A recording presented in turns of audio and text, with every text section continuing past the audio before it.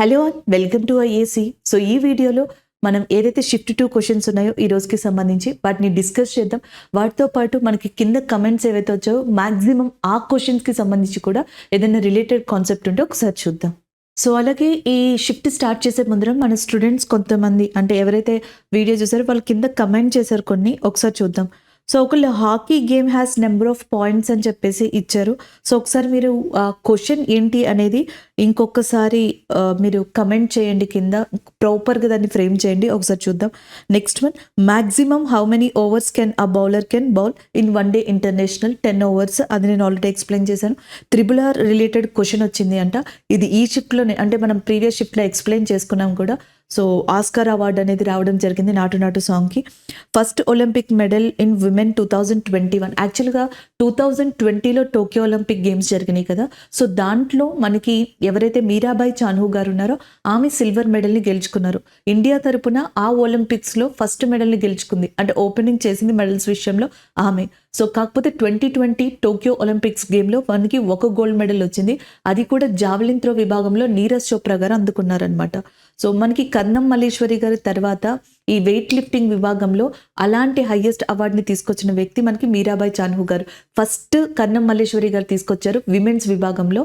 And కాకపోతే ఈ 2020 Tokyo ఒలింపిక్స్లో మీరాబాయి చాను గారు ఫస్ట్ విమెన్ అవార్డుని అందుకోవడం అనమాట. ఎలాంటి క్వశ్చన్ అనేది అడిగారని తెలీదు. సో నెక్స్ట్ వన్, 1956 తర్వాత ఎన్ని షెడ్యూల్స్ ఉన్నాయంట.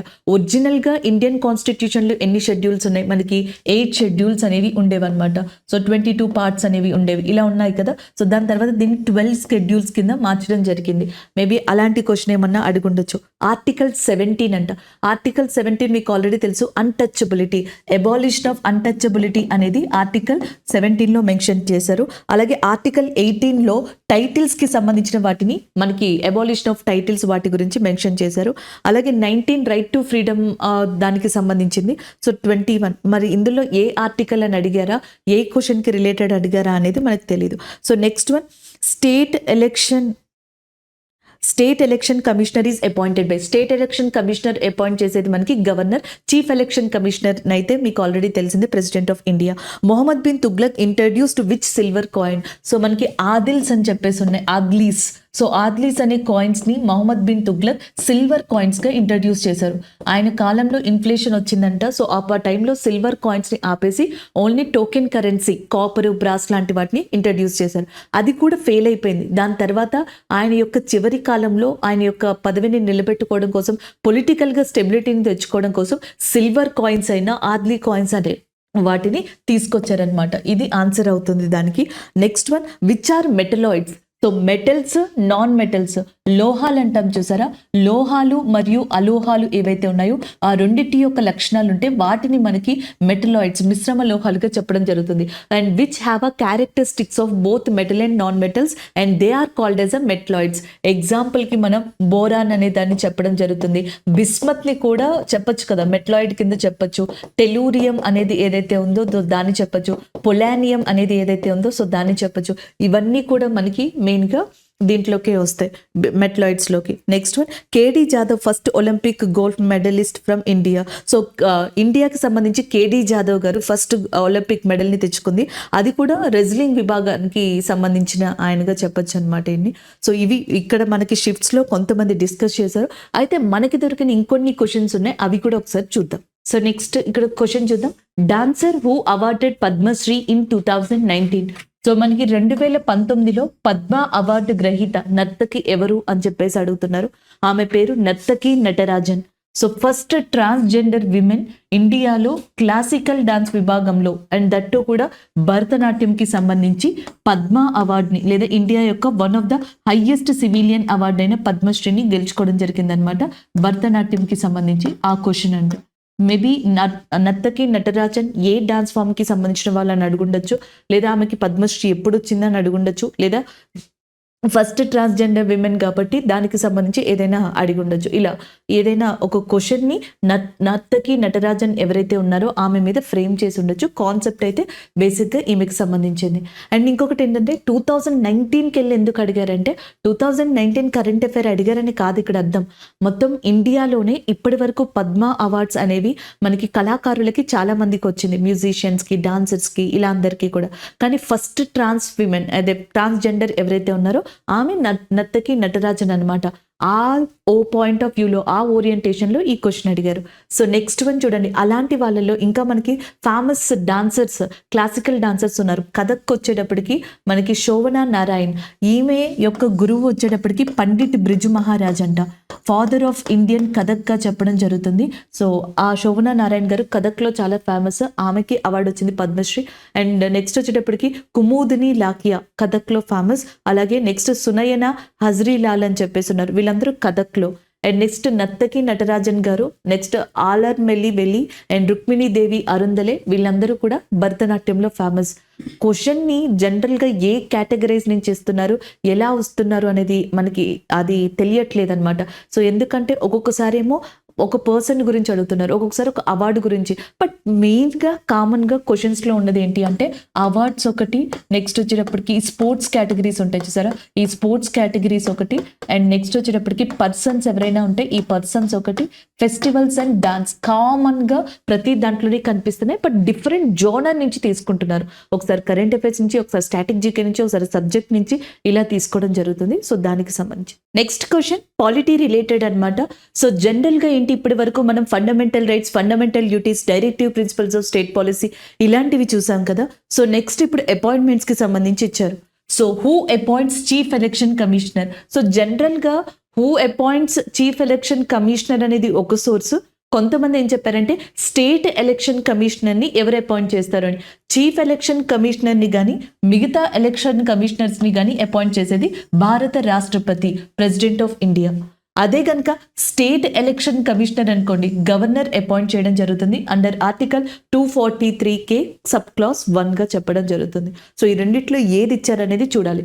భారత ప్రధాన ఎన్నికల అధికారి వచ్చేటప్పటికి మనకి రాజీవ్ గారుగా ఉన్నారు. సో ఈయనని అపాయింట్ చేసింది ప్రెసిడెంట్ ఆఫ్ ఇండియాని.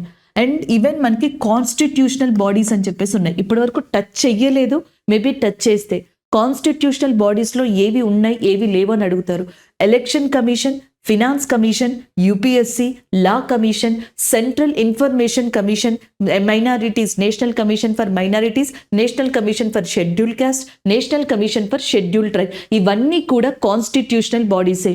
So which of the following is not a constitutional body? Option A UPSC, option B election commission, option C law commission, option D NITI Aayog, ఇలాంటివి ఇవ్వచ్చు.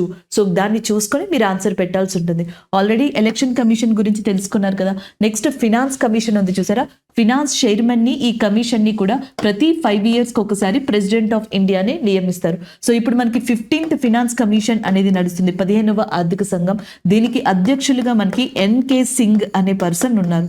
అలాగే నెక్స్ట్ వచ్చేటప్పటికి నేషనల్ కమిషన్ ఫర్ మైనారిటీస్, ఇది కూడా constitutional బాడీనే. దీనికి ఇక్బాల్ సింగ్ లాల్పురా అనే person మనకి చైర్మన్ గా ఉండడం జరిగింది. Iqbal Singh Lalpura is a chairman of national commission for minorities. National commission for scheduled caste కి Vijay Sampla is a chairman and Harsh Chauhan is a chairperson of national commission for scheduled tribe గా చెప్పొచ్చు అనమాట.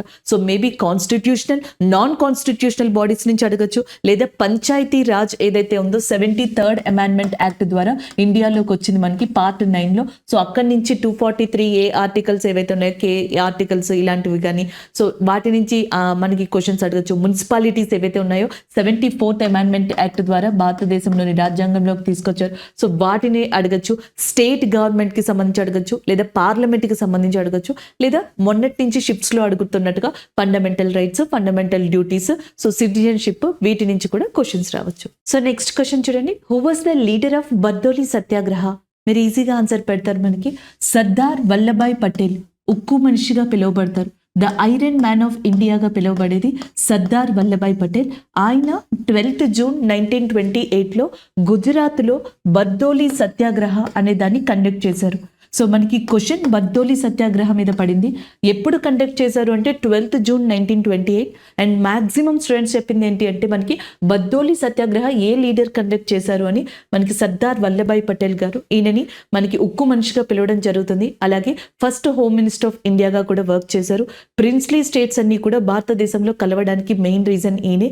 స్టాట్యూ ఆఫ్ యూనిటీ అనే ఈయన యొక్క ప్రపంచంలోనే టాలెస్ట్ విగ్రహం గుజరాత్లోని కేవదియా అనే ప్రాంతంలో నిర్మించారు.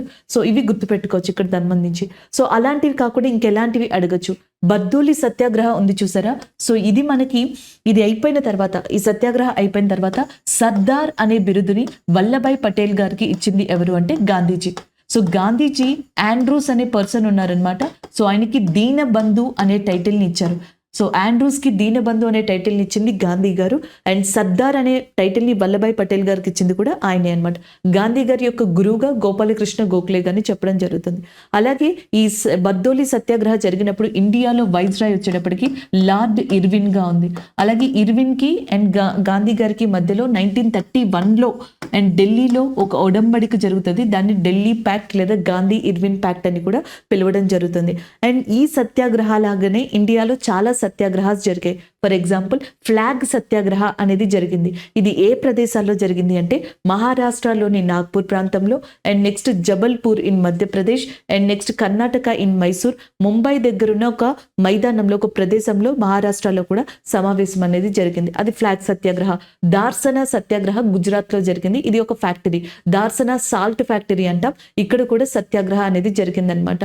అలాగే కేరళలో కూడా గురువైరప్ప ప్రాంతంలో మనకి ఒక సత్యాగ్రహ అనే దాన్ని కండక్ట్ చేశారు. తమిళనాడులో కండక్ట్ చేశారు. సో ఇలాంటి డిఫరెంట్ సత్యాగ్రహాస్ని డిఫరెంట్ పర్సన్స్ తో మనకి డిఫరెంట్ ప్లేసెస్ లో కండక్ట్ చేయడం జరిగింది.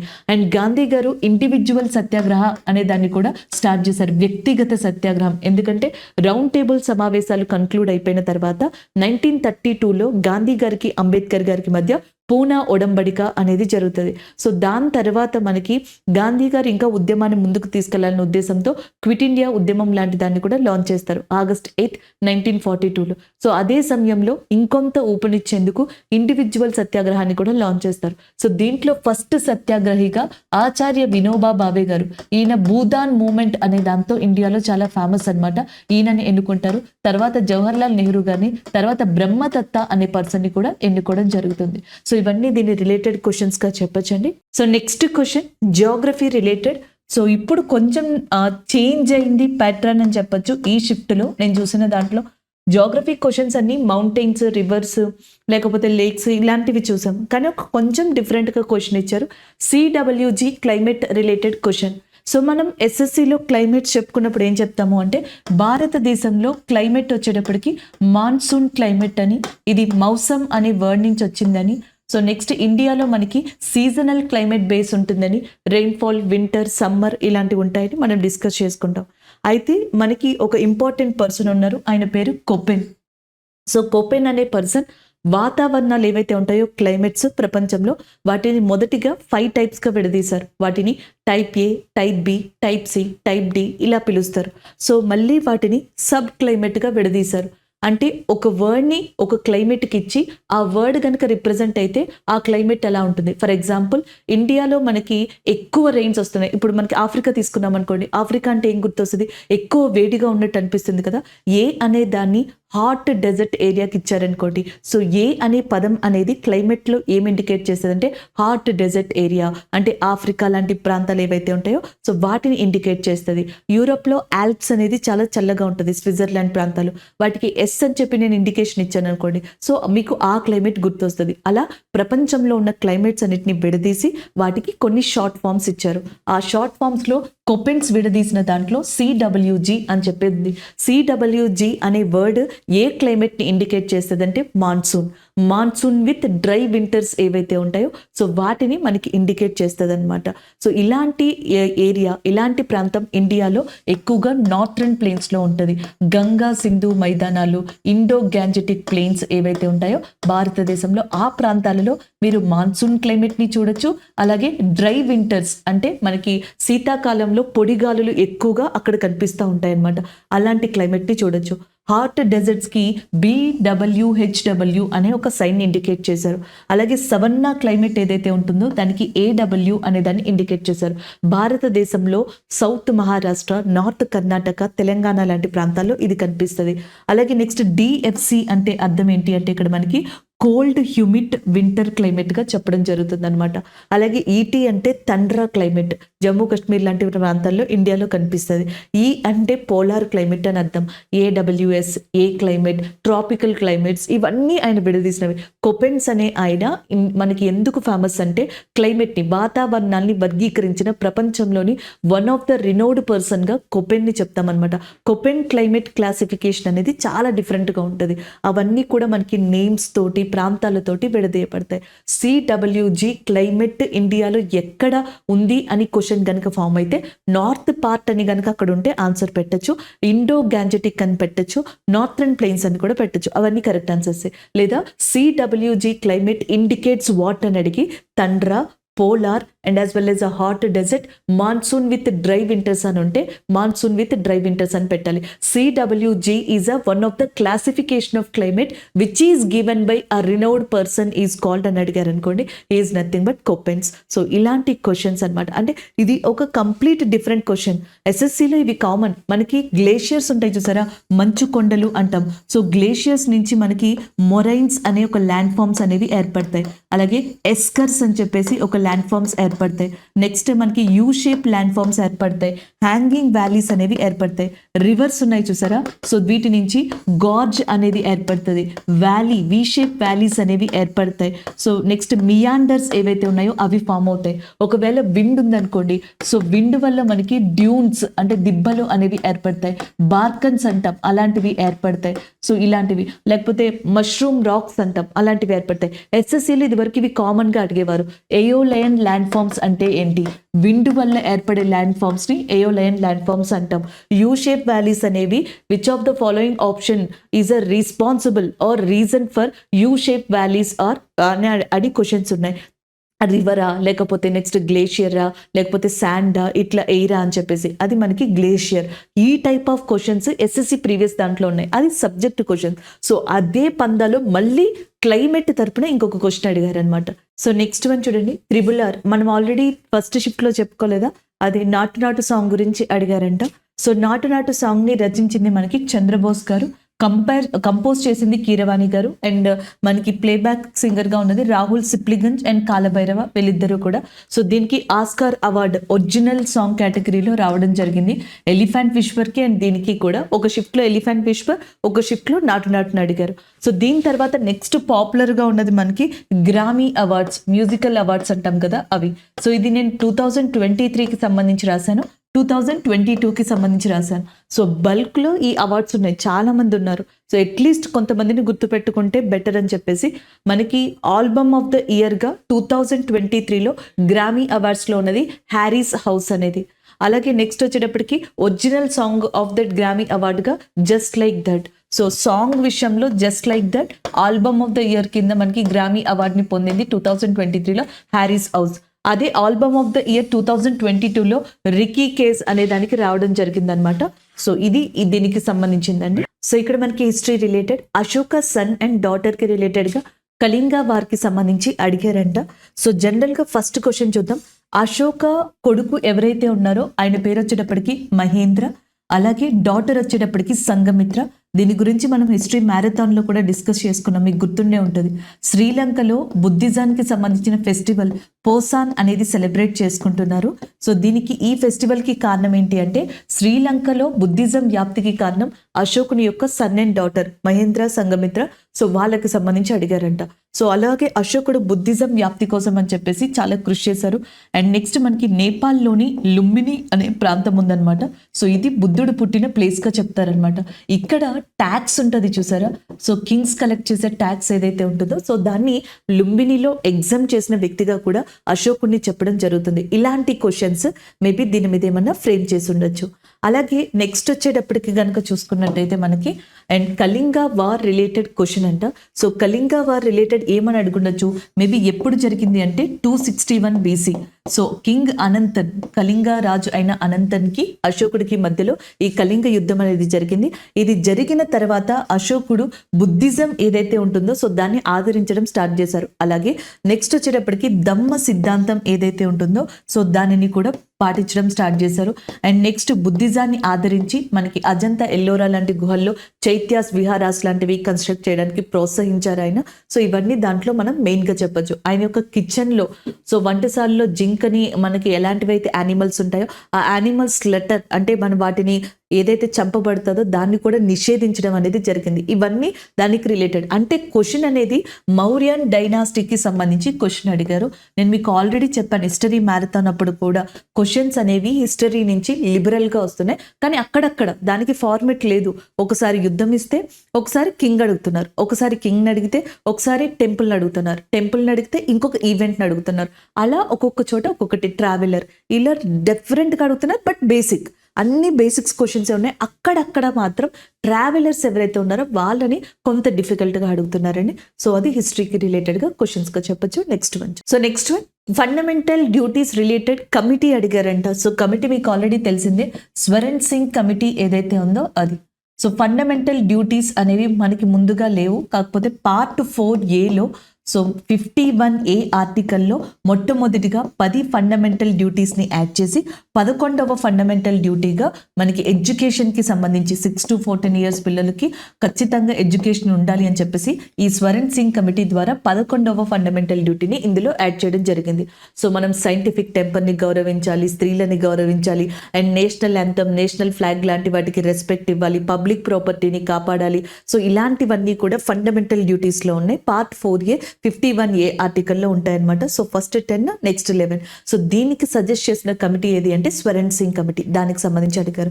అంతకు ముందర directive principles of state policy, ఆదేశిక సూత్రాలకు సంబంధించి అడిగారు. అవి 36 నుంచి 51 మధ్యలో ఉంటాయి. సో దీంట్లో యూనిఫామ్ సివిల్ కోడ్ ఏదైతే ఉంటుందో 44 ఆర్టికల్ దాని గురించి అడిగారు.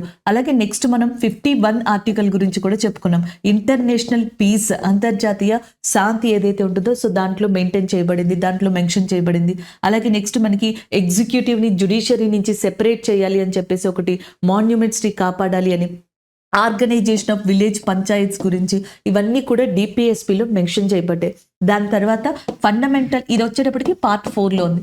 పార్ట్ 3లో ఫండమెంటల్ రైట్స్ అనేవి ఉంటాయని ఆర్టికల్ 12 నుంచి 13 మనకి ఏవైతే మెయిన్గా 35 ఉంటాయో సో ఈ 35 మధ్యలో అవి మెన్షన్ చేయబడ్డాయని, 31 రైట్ టు ప్రాపర్టీని రిమూవ్ చేశారని, అలాగే ఆర్టికల్ 17 అన్టచబిలిటీ, అంటరానితనం అనేది నిషేధించడం, టైటిల్స్ని అబాలిష్ చేయడం, రైట్ టు ఫ్రీడమ్, భారతదేశంలో భారతీయులు ఎవరైనా సరే ఎక్కడికైనా వెళ్ళి సెటిల్ అయ్యే మనకి ఆపర్చునిటీస్ అనేవి ఉన్నాయి. గ్రూప్గా శాంతియుతంగా మీటింగ్స్ని కండక్ట్ చేసుకోవచ్చు, ఎడ్యుకేషన్ చదువుకోవడానికి ఉంది, రైట్ టు ప్రైవసీ, ఇవన్నీ కూడా ఉన్నాయి మనకి ఆర్టికల్ 19లో మెన్షన్ చేయబడ్డాయి. అలాగే నెక్స్ట్ అరెస్ట్ అండ్ డిటెన్షన్కి సంబంధించి కూడా ఆర్టికల్స్ అనేవి మెన్షన్ చేయబడ్డాయి. నెక్స్ట్ వచ్చేటప్పటికి మనకి 22 and 23, 24 ఈ ఆర్టికల్స్ అన్నీ కూడా మనకి డిఫరెంట్గా, అంటే హ్యూమన్ ట్రాఫికింగ్కి సంబంధించి మానవ అక్రమణ రవాణా అంటాం కదా, సో దాన్ని ప్రొహిబిట్ చేయడం కోసం 23, చైల్డ్ లేబర్ని ప్రొహిబిట్ చేయడం కోసం 24, రిలీజియన్ ఏదైతే ఉంటుందో దాన్ని ప్రొహిబిట్ చేయడానికి 25, సో దాన్ని కాపాడడానికి ఫ్రీడమ్ ఆఫ్ రిలీజియన్కి ఆర్టికల్ 25 ఇలాంటివన్నీ కూడా మనకి మెన్షన్ చేయడం జరిగింది. ఈ క్వశ్చన్ కింద మన వీడియోస్లో స్టూడెంట్ కమెంట్ చేశారు, a bowler can bowl how many overs in one day international. One day ఇంటర్నేషనల్లో ఒక ప్లేయర్ ఒక బౌలర్ ఎన్ని ఓవర్స్ వేయచ్చు బౌల్ అని చెప్పేసి. సో ఆన్సర్ వచ్చేటప్పటికి మ్యాక్సిమం 10 ఓవర్స్ అంట. సో అది ఆప్షన్ని బట్టి మీరు ఆన్సర్ పెట్టాల్సి ఉంటుంది. 10 ఓవర్స్ అనేది కరెక్ట్ ఆన్సర్గా ఉంది. సో క్రికెట్కి సంబంధించి కూడా స్పోర్ట్స్లో కామన్, ఈ ఒలింపిక్ గేమ్స్ నుంచి వరుసగా పడితే క్వశ్చన్స్ పడుతున్నాయి, లేకపోతే క్రికెట్కి సంబంధించి ఎక్కువగా క్వశ్చన్స్ పడుతున్నాయి. సో ఒక్కసారి ఆల్మోస్ట్ మీరు అందరూ ఈ క్రికెట్కి సంబంధించింది అయితే పెట్టగలరు. ఈవెన్ ఏదైనా క్రికెటర్కి సంబంధించి రికార్డ్స్ అడిగినా, లేకపోతే వరల్డ్ కప్ గురించి అడిగిన క్వశ్చన్స్ని మీరు హ్యాండిల్ చేసుకోగలరు. సో దాంతో పాటుగా ఒలింపిక్ గేమ్స్కి సంబంధించిన క్వశ్చన్స్ని కూడా చూసుకోండి. సో రెండింటిని కూడా ఈక్వల్గా హ్యాండిల్ చేయండి. సో ఏది వస్తే అది మీరు పెట్టడానికి బెటర్గా ఉంటుంది అనమాట. సో క్వశ్చన్ వచ్చేటప్పటికి మొహమ్మద్ బిన్ తుగ్లక్ ఎవరైతే ఉన్నారో ఆయన ఏ కాయిన్స్ని యూజ్ చేశారని చెప్పేసి అడుగుతున్నారు. సో మొహమ్మద్ బిన్ తుగ్లక్ కాలంలో ఫస్ట్ ఏంటి అంటే ఆయన వచ్చిన తర్వాత క్యాపిటల్ని షిఫ్ట్ చేశారు కొంతకాలం. ఎక్కడి నుంచి? ఢిల్లీ దగ్గర నుంచి దేవగిరి మహారాష్ట్రలో ఉంది.